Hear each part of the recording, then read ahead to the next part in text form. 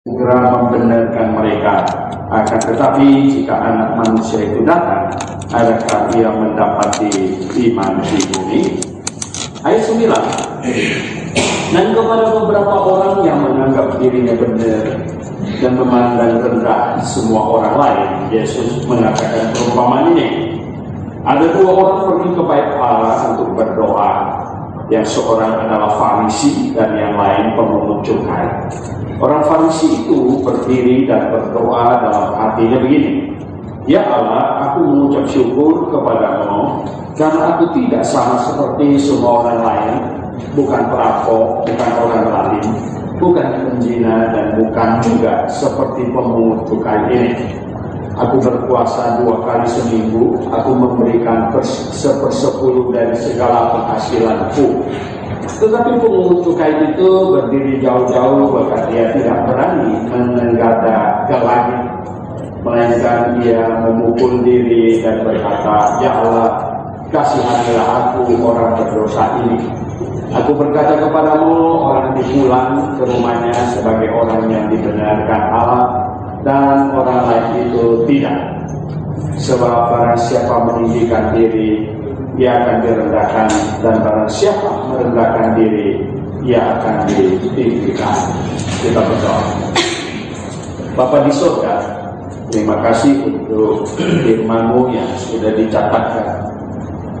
Firman yang khusus mengajarkan kami untuk berdoa yang benar. Tuhan pimpin kami supaya kami menjadi anak-anak, murid-murid-Mu yang baik. Kami berdoa dengan segenap hati kami dalam nama Tuhan Yesus Kristus. Amin. Jadi, dua bagian Alkitab yang kita baca ini mengajarkan tentang berdoa. Yang pertama, yang ayat 1 sampai 8 itu pengajaran yang bisa disimak dari sini. Sebenarnya Tuhan Yesus sudah tekan di ayat yang pertama itu, bahwa mereka harus selalu berdoa dengan tidak jemu-jemu. Jadi sebenarnya perikop itu mengajarkan untuk meminta terus-menerus. Rasul Paulus di dalam suratnya ada berkata bahwa berdoalah senantiasa. Senantiasa itu artinya terus ya, bukan bertele-tele, tetapi sering. Misalnya, sekarang kita mau berdoa untuk apa? Mau berdoa untuk kongres, ya kan? Setiap Rabu malam kita berdoa untuk kongres, mungkin bukan hanya Rabu malam, ya, hari lain juga doa pagi kita sebut Tuhan, tolonglah biar kongres bisa berjalan dengan baik, dananya cukup, ya, dan sebagainya, dan hasilnya bisa memuaskan. Sejak sekarang sudah berdoa untuk pengkhotbahnya dan lain sebagainya, pesertanya supaya semua bisa hadir. Jadi sering, berdoa sering, ulang lagi, besok kita ulang lagi. Kenapa? Saya pernah sampaikan, karena ini menunjukkan bahwa kita peduli akan masalah ini, bahwa masalah itu penting, makanya kita ulangi. Kalau tidak penting kan kita sudah lupakan, minta sekali saja sudah lupakan. Tapi karena kita merasa itu penting, maka diulangi. Itulah doa. Di sini Tuhan ajarkan, katanya Yesus mengatakan satu perumpamaan kepada mereka untuk menegaskan apa? Bahwa mereka harus selalu berdoa dengan tidak jemu-jemu. Artinya terus berdoa, nggak bosan. Kita ada berita di nomor berapa, ada kita berdoa untuk siapa itu yang kemudian penginjil Derry membaptis dia. Ya, oke. Kita siapa namanya? Maresa. Kita berdoa, ya sudah banyak kita doakan. Banyak kami, cukup lama kita doakan. Dan akhirnya kita dapatkan berita bahwa dia dibaptiskan. Bahaya puji Tuhan, loh. Nah, berarti doa kita yang tidak jemu-jemu itu ada membawa hasil, ya. berdoa terus. Ini pengajarannya. Pengajaran yang kedua sebenarnya dari perikop ini, selain berdoa terus menerus, tak jemu-jemu, itu adalah bahwa permintaan sebenarnya begini. Banyak orang bertanya, apakah Tuhan mendengar doa orang yang non-Kristen? Ya, lebih tepat juga. Apakah Tuhan mendengar doa yang bukan anak-anaknya? Apakah Tuhan mendengar? Sebenarnya begini, jelas Bapa mendengarkan permintaan dari anaknya. Doa anak Tuhan itu yang nomor satu, yang pertama. Lalu doa orang yang bukan anak Tuhan bagaimana? Ya, mereka dalam kehidupan sehari-hari itu banyak membangkangi Tuhan, mencemoohi Tuhan, dan lain sebagainya, mengolok-olok. Lalu berdoa meminta dia. Meminta apa? Sebelumnya kamu mencemooh, kamu mentertawakan dan lain sebagainya. Nah, namun sebenarnya gini, ada satu permintaan dari makhluk manusia yang Tuhan ciptakan, yang diberi akal budi dan hati nurani. Itu adalah memohon keadilan. Memohon keadilan. Kalau seseorang tertindas, sangat tertindas, dia sebagai manusia tertindas dan dia berseru kepada pencipta Allah yang menciptakan langit dan bumi dan yang menaungi seluruh isi ciptaan ini. Kalau dia berseru kepada sang pencipta atas ketidakadilan yang dia alami, Tuhan akan mendengarkannya. Ya, Tuhan akan mendengarkan dia. Masih ingat ketika Tuhan dan dua malaikat datang kepada Abraham dan kasih tahu mengenai kasus Sodom dan Gomora. Bahwa apa yang dikatakan katanya, Tuhan sudah mendengar banyak keluhan orang terhadap kota itu. Jadi banyak keluhan orang, ya banyak sudah disampaikan. Oh Tuhan, ini kita yang lewat kota itu kehadiran diperlakukan tidak adil, maka berseru kepada Tuhan. Nah itu untuk kasus satu ini, keadilan ini tidak peduli apakah dia anak Tuhan atau bukan. Yang jelas dia masih satu ciptaan Tuhan. Ciptaan, maka Tuhan akan membela.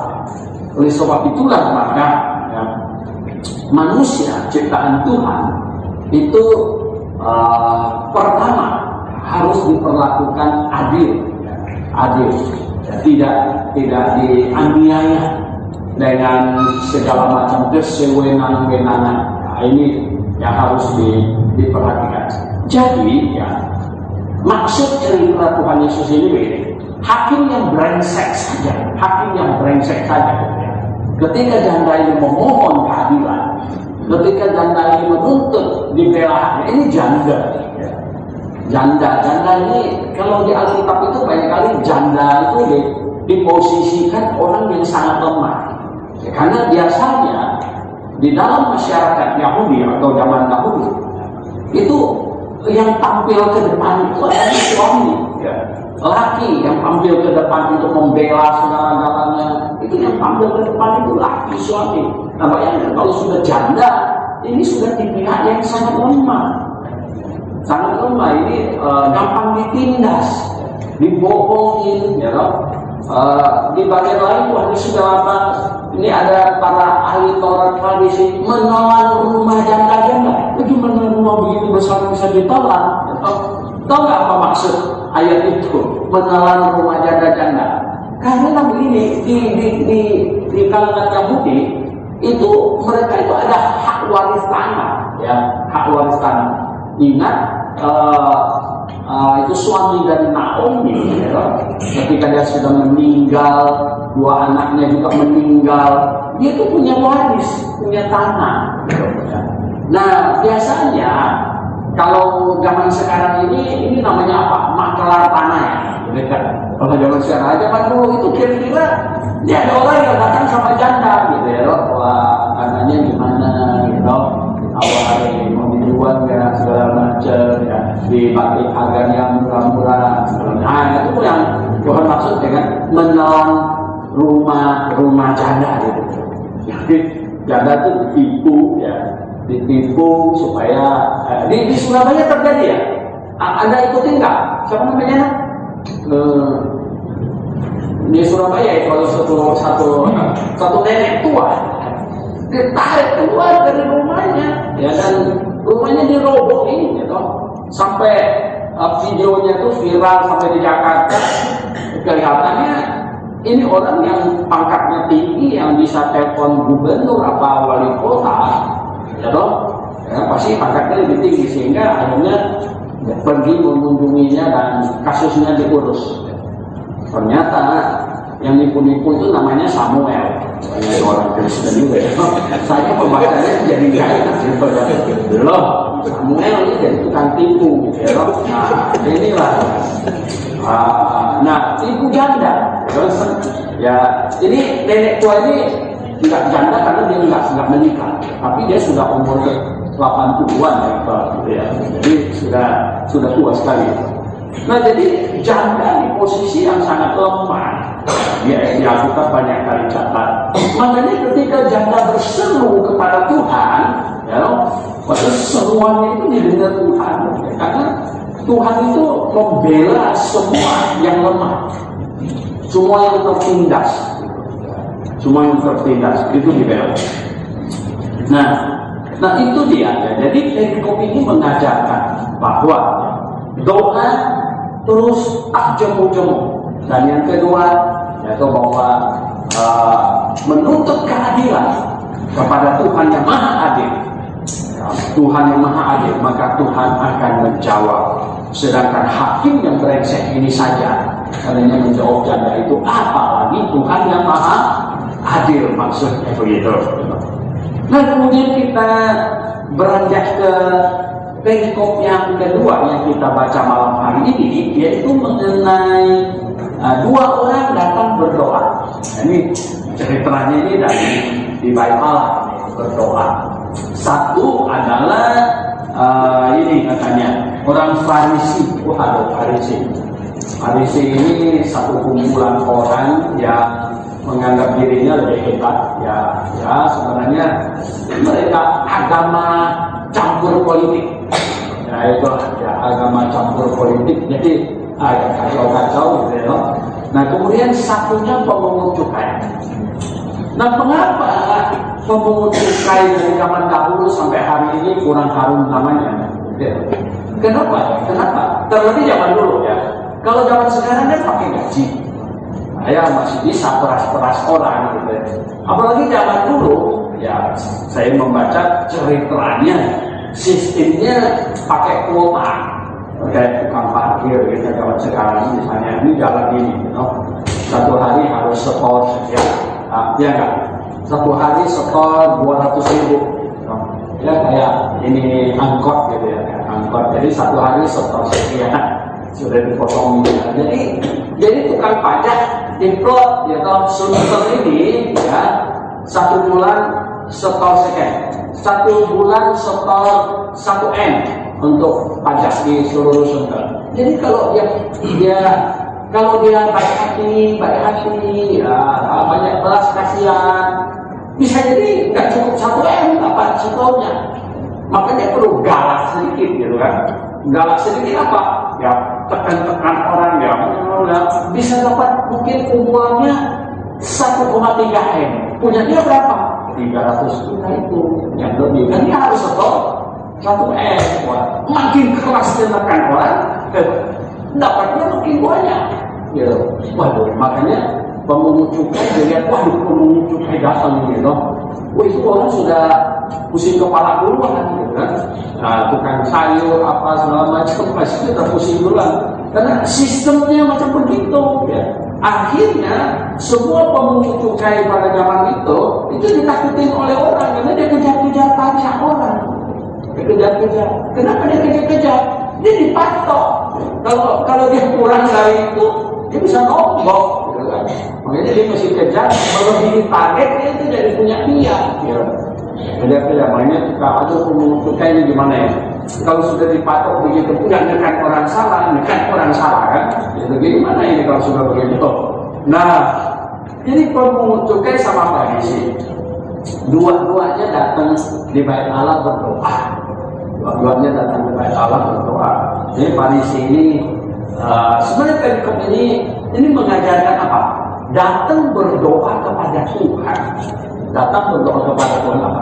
Nomor satu, itu bukan pamer kata-kata indah, bukan pamer posisi, ya kayak ada pidato gitu, bukan gitu ya. Ya, seringkali kita ini doa, ini kebatian umum nih, doa syafaat. Tahun berapa itu? Saya ingat, saya sampai di Sintang, diminta khotbah di gereja saya masih kecil gitu, di Murebeka, ingat itu. Kami ikut membangun gereja itu angkut pasir dari Sungai Kapuas. Jadi, tahu nggak? Kita di belakang itu lagi bagi-bagi tugas kan, saya pengkhotbah. Ada satu bentuk doa syafaat. Jadi itu bapak itu doa syafaat. Kamu tahu nggak dia doa berapa panjang? Wah, saya aja pusing. Tuhan, kenapa begitu lama? Ya kan dia doa syafaatnya, kata-katanya indah semuanya itu ya. Dari presiden sampai ke RT semuanya lengkap dan segala macam urusan sudah dia doakan. Saya tak dapat bayangkan karena yang pertama kali datang itu ke Bapak itu kira-kira jadi apa gitu. Sudah ini saya kasih dalam Tuhan. Ini cerita, saya nggak tahu benar atau tidak. Ketika DM Moody KKR, ketika DM Moody KKR itu dong. Kemudian sebelum khotbah itu disuruh satu bapak berdoa. Bapak itu doa sampai panjang sekali. DM Moody buka matanya, lihat orang sebelahnya, orang muda itu kayaknya mau pergi gitu ya. Dia takut, dia pergi gitu, lalu nggak ikut dengan kita. Langsung dia maju ke depan juga. Jemaat sekalian, sambil bapak itu selesaikan doanya, kita nyanyi satu lagu gitu. Ya, jadi sambil bapak itu selesaikan doanya, kita nyanyi satu lagu. Oh nyanyi. Itu orang muda itu nggak jadi pergi. Tadinya bangun gitu, udah bangun udah lihat itu nggak mau pergi gitu, nggak jadi pergi. Dan dia mudik, bapak itu ya otomatis dia berhenti. Gitu. Nggak enak lah ya, masa sambil dia selesaikan doanya kita nyanyi satu lagu gitu ya. Gitu.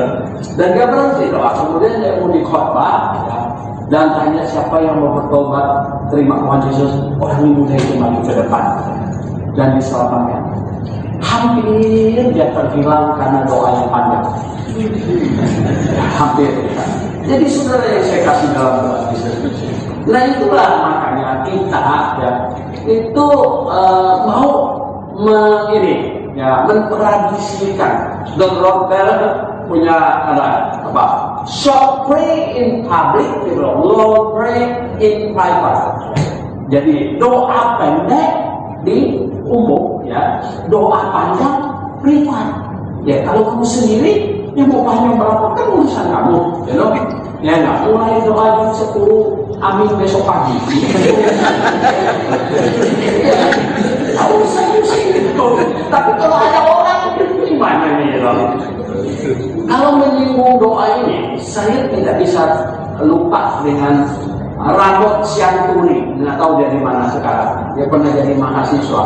Ramot Sianturi. Tahu dia datang ke sini. Dia ketemu gereja yang benar. Itu gara-gara Senjon. Pak Senjon.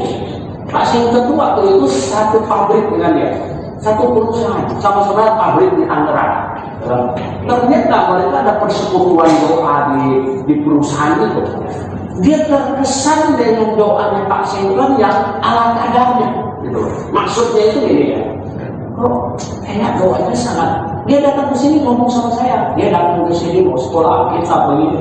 Wow, waktu itu kan sangat awal, ya. Gerasi sangat awal. Saya banyak ngomong dengan dia, kamu kami, dia bilang saya satu perusahaan dengan itu.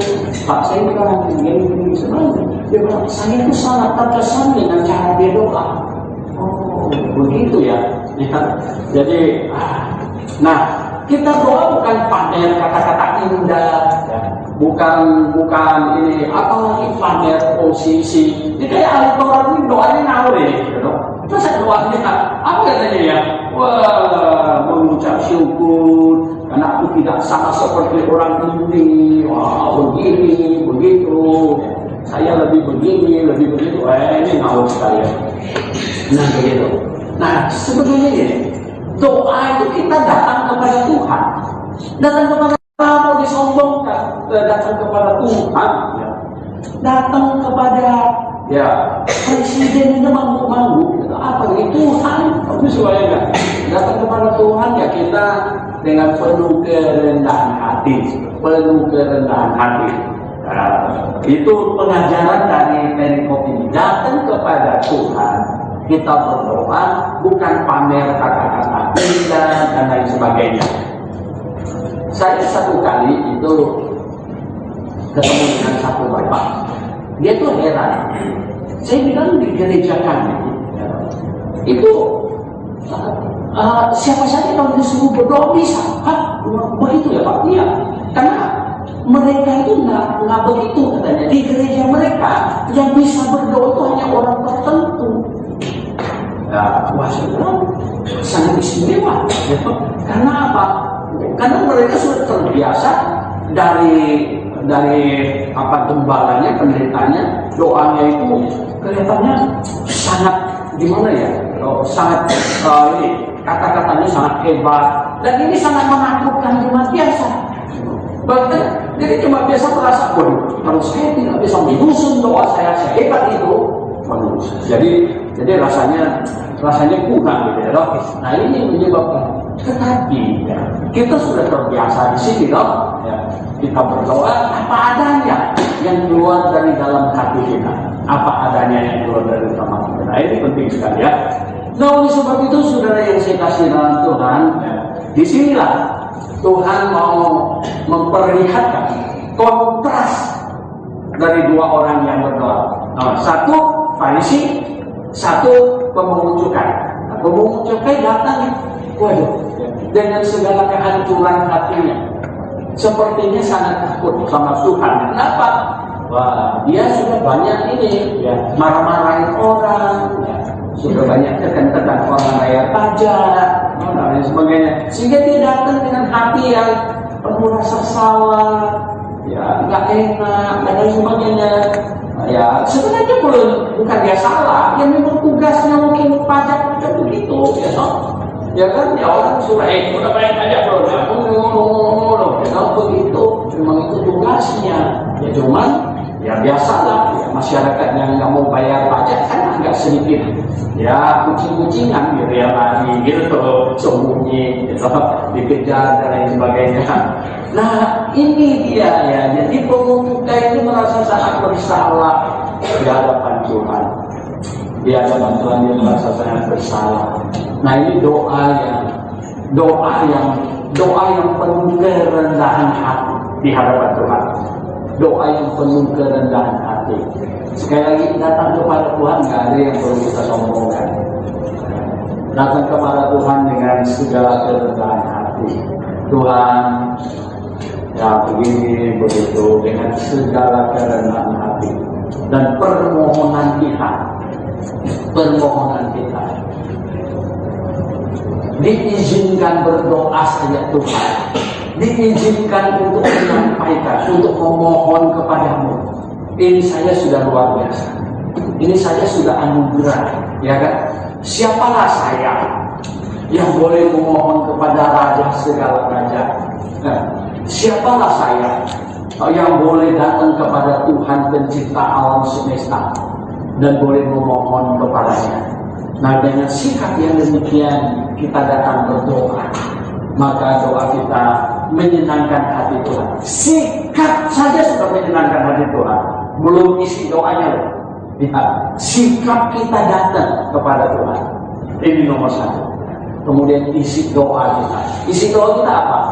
Ya Tuhan sendiri kasih kita contoh di Taman Getsemani. Ujung-ujungnya apa? Kehendak mulai yang jadi. Ya. Kenapa? Lah Kita minta ini, minta itu, minta itu, minta ini. Apa kita tahu itu memang yang paling baik untuk kita? Betul nggak? Apa kita tahu? Ya, kita tuh tidak tahu. Kita tuh sesuai dengan kebodohan kita, minta ini, minta itu, minta ini, segala macam. Dan belum tentu itu yang terbaik untuk kita. Belum tentu. Maka itulah kerendahan hati dan sikap menjunjung Dia yang Maha Tahu dan mengasihi kita. Sudah Maha Tahu, mengasihi kita lagi, maka serahkan saja. Serahkan saja. Ya, dalam kehendakmu yang jadi itu yang terbaik. Tidak ada dalam hidup ini sebagai anakmu sesuatu yang patut saya sesalkan, karena saya tahu segala sesuatu pasti sekurang-kurangnya izin Tuhan baru itu terjadi. Amin. Oke, mari kita berdoa.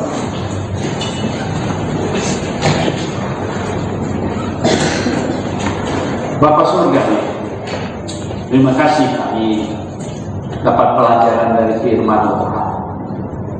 Karena kasih-Mu, Engkau mengizinkan kami menyampaikan doa, permohonan kepada-Mu Tuhan. Tuhan, lihatlah hati kami dan isi doa kami. Tuhan, kami tidak mau menyakiti Engkau. Kami tidak mau, Tuhan, menunjukkan kesombongan. Dan kami tidak mau, Tuhan, doa-doa kami, isi doa kami bukan yang terbaik, yang menurut Engkau. Tolong kami, Tuhan, pimpin kami semuanya. Kami berdoa dalam nama Tuhan Yesus Kristus. Amin.